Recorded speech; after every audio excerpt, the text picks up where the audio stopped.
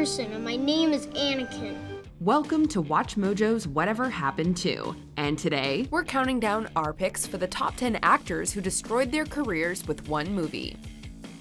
Number 10, John Travolta, Battlefield Earth. Based on the L. Ron Hubbard novel of the same name, Battlefield Earth follows a human rebellion against a race of alien overlords. John Travolta, whose career up to this point boasted movies like Grease, Pulp Fiction, Saturday Night Fever, and Face Off, played a lead role in the movie mainly because it was linked into his Scientology beliefs. Criticized for its acting, script, special effects, and, well, pretty much everything, it's a sci-fi feast of cheese. Obviously, this is going to take a while.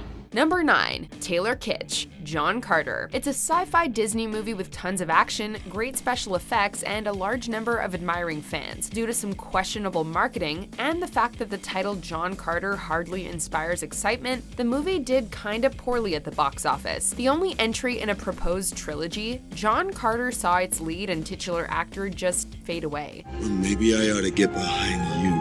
Number 8, Meg Ryan, Proof of Life. When she lined up alongside Russell Crowe for the movie Proof of Life, a story about hostage negotiations, it seemed like a guaranteed thrill ride. The movie had a few good twists and turns, and Ryan's performance was commendable, but overall it was flat and predictable. And since then, Ryan's big roles have been few and far between. You stood in my kitchen and you told me my husband was coming home. Number 7, Taylor Lautner, Abduction. Criticized for its awful writing and the fact that it was basically a lame ripoff of the Jason Bourne movies, Abduction was universally panned, and Lautner has struggled to regain his A-list status since. The Golden Raspberry Award nomination he earned for the movie is still hanging around his neck like an albatross. Suddenly everyone around me is dying, Karen.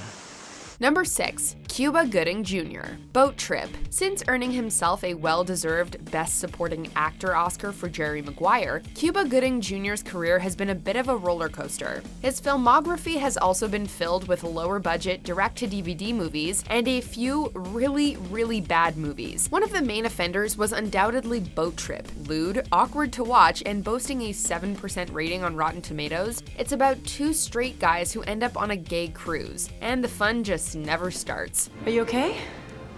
I'm fine. Number 5, Topher Grace, Spider-Man 3. Being cast as Venom in Spider-Man 3 should have been a massive career booster for Grace, but unfortunately it sucked. True, Spider-Man 3 is admired by many, but the movie did receive heavy criticism for trying to shoehorn in too many villains, Grace's Venom being the straw that broke the camel's back. His portrayal of the disgraced journalist and anti-Spidey wasn't bad, it's just unfortunate that a lot of the animosity towards the movie's villain problem ended up on his shoulders. You're so right. I'm thinking humiliation.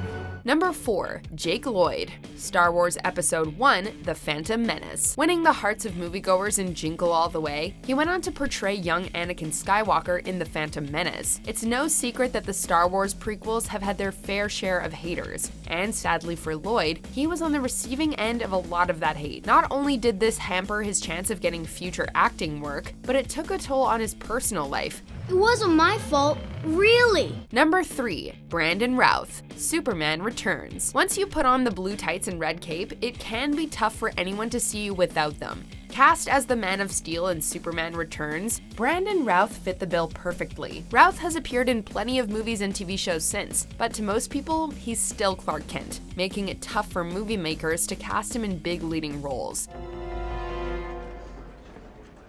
Number 2, Mike Myers, The Love Guru. Known for his irreverent 90s comedies, especially the Austin Powers movies, Myers' style of comedy has been pretty consistently silly over the years. But when he tried to sell the ridiculous love guru to audiences in 2008, it did not land well at all. And since then, he's not done any movies flaunting his old brand of humor, which is probably for the best. Boyfriend?